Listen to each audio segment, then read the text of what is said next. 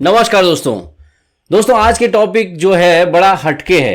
हो सकता है इसको बहुत सारे लोग उतना पसंद ना करें, क्योंकि कारण ऐसा है कि ये आपकी औकात के बारे में है। औकात वर्ड बहुत बड़ा होता है और हर इंसान अगर सुनता है तो उसे थोड़ा सा ट्रिगर हो जाता है कि मुझे मेरी औकात के बारे में कैसी बात कर ली।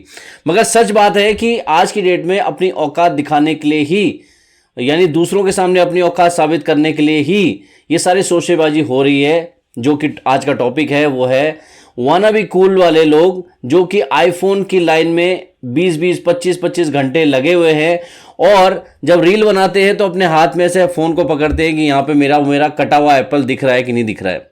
और कोल्ड प्ले के शो के टिकट के लिए पागल होने वाले लोग, जिन्होंने आज तक कोल्ड प्ले का हो सकता है कोई गाना मुश्किल से एक सुना हो, वो बंदे भी दिखाने के लिए, वाना बी कूल बनने के लिए दिखा रहे हैं कि भाई मैं कोल्ड प्ले शो का टिकट जिस भी प्राइस में मिल जाए मैं खरीदने को तैयार हूं। और यही लोग जब दलजीत दोसांझ का जब शो की टिकट 25,000 पे मिल रही होती है या कभी कभी ज्यादा रेट पे मिल रही होती है, उसको कहते हैं कि इंडियन आर्टिस्ट इतना कैसे डिमांड कर सकता है। लेकिन कोल्ड प्ले का जो शो है उसके लिए 4-4 लाख रुपए तक भी ब्लैक मार्केटिंग में टिकट के पैसे लोग दे रहे हैं। एक्चुअली जब से मैंने आईफोन की लाइन में लगे बंदे का वीडियो देखा तो मुझे बड़ा आश्चर्य हुआ कि वे बंदे कैसे कैसे लेवल पर अपनी लाइफ को फिजूल समझते हैं, वेस्ट समझते हैं। उनको लगता है कि अपनी लाइफ के 24 घंटे मतलब किसी मतलब के नहीं है। और उस फोन के लिए, जो फोन काफी महंगा है, मैंने खरीद लिया है, अब आपके लिए मैं सबसे बड़ा कूल आदमी हूं कि मैं जो सबसे लेटेस्ट फोन होता है वो यूज करता हूं। और उस फोन में कुछ नहीं मिलता एक्स्ट्रा। हर साल जो नए नए लेबल लगा करके, नए नए कलर लगा करके आपको बेचा जाता है, यानी कि चूना लगाया जाता है, जिसे कहते हैं कि अलग अलग कलर का चूना आपके चेहरे पे लगाया जाता है। जबकि वही सारे फीचर पुराने वाले एंड्रॉइड फोन जो सैमसंग बना रही है और जो चाइनीज कंपनी, जिनको कहते हैं कि भाई ये तो बड़े बेकार कंपनियां हैं, वो कंपनियां ऐसे फीचर भर भर के आईफोन में जो आज आ रही है वो पहले दे चुके हैं। तो ये जो चीज है ना, ये आपको मार्केटिंग स्ट्रेटजी से आपको पागल बनाया जाता है। चलो, जिन लोगों के पास पैसा है और वो खरीद रहे हैं, वो तो चाहे डायमंड खरीदे, मगर कई ऐसे लोग हैं जो उनके इन्फ्लुएंस में अपने पूरे घर परिवार का मतलब पूरा पैसा इकट्ठा करके आईफोन ले रहे हैं, जिसका कोई वैल्यू नहीं उनकी लाइफ में। एक मैंने वीडियो देखा था जिसमें एक लड़का, जिसकी माँ फूल बेचती है, अपनी माँ को मजबूर किया, खाना नहीं खाया 3-4 दिन तक और जिद पकड़ के बैठा रहा मुझे आईफोन खरीदना है। और वो एक स्टोर में जाकर के आईफोन खरीद रहा है और वो उसकी माँ कह रही है कि भाई अब बच्चा खाना नहीं खा रहा तो क्या करे।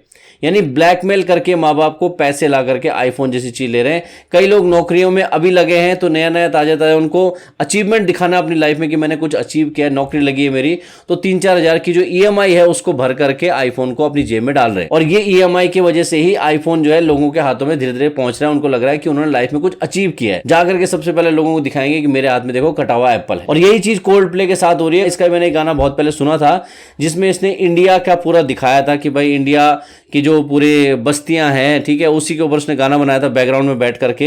यानी इंडिया की गरीबी को ही हाईलाइट करती है हॉलीवुड की दुनिया, यानी बाहर की जो अमेरिकन दुनिया है, ब्रिटिश दुनिया है, उनको लगता है कि भारत में तो बस ये बस्तियां ही हैं और कुछ नहीं है, भारत प्रोग्रेस नहीं कर रहा, हमारे देश किसी भी मामले में कम नहीं है, हमारा देश खुद भी बहुत तरक्की कर रहा है, मगर उनको दिखता है हमारे देश की गरीबी। बस लोग सोचते हैं कि भाई कोल्ड प्ले का नाम अगर हम अपने साथ जोड़ देंगे कि मतलब कोल्ड प्ले कुछ नई चीज है, कुछ मतलब हैपनिंग चीज है, कुछ बढ़िया कूल चीज है, जिसको हम अपने साथ जोड़ेंगे कि लोगों को बताएंगे हम कोल्ड प्ले की टिकट ढूंढ रहे हैं, हमें कोल्ड प्ले का गाना सुनना है। मतलब कहने का ये है कि दिखाने के लिए थोड़ा सा खुद उनको उतना मजा आए ना आए, ना उनको नॉलेज होगी उतनी ज्यादा कि किसके कॉन्सर्ट में जा रहे हैं, उसके गाने कौन कौन से हैं, उसके बैंड के मेंबर कौन कौन से हैं। वो 2% लोग होंगे, लेकिन 98% केवल देखा देखी में जा रहे हैं। जिधर भीड़ जा रही है हम भी उधर जा रहे हैं, यानी हमें भी कूल दिखना है, इसलिए हम कोल्ड प्ले का कंसर्ट के टिकट खरीदने के लिए मतलब ऐसे दिखाएंगे कि हमें बहुत नॉलेज है, हम लेने वाले हैं।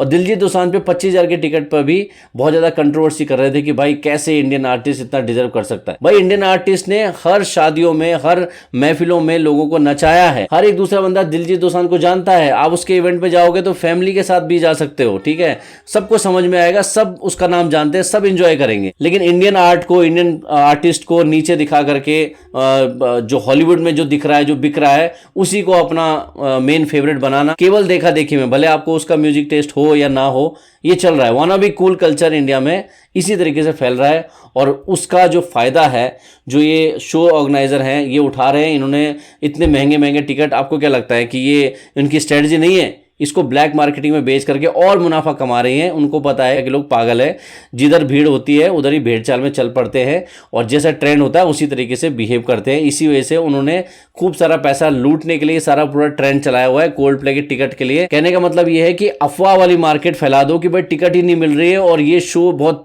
धमाकेदार होने वाला, अगर आप टिकट नहीं लोगे तो आप बहुत कुछ मिस कर जाओगे और वाना बी कूल वाला जो आपका फीलिंग है वो रह जाएगा ऐसा कैसी। तो वाना बी कूल बनना है तो पहले गोल्ड प्ले का टिकट आप ढूंढो, कहीं भी मिल रही हो 3-4 लाख में 5 लाख में, आप खरीदो उसको। और ऐसे ही आईफोन को लेकर के भी मार्केटिंग स्ट्रेटजी रही है कि भाई आप नया आईफोन खरीद रहे हो, नया आईफोन खरीद रहे हो, ठीक है, भले उसमें फीचर कुछ नया नहीं दिया उन्होंने, लेकिन नया आईफोन आ रहा है, नया फोन मेरे जेब में होना चाहिए।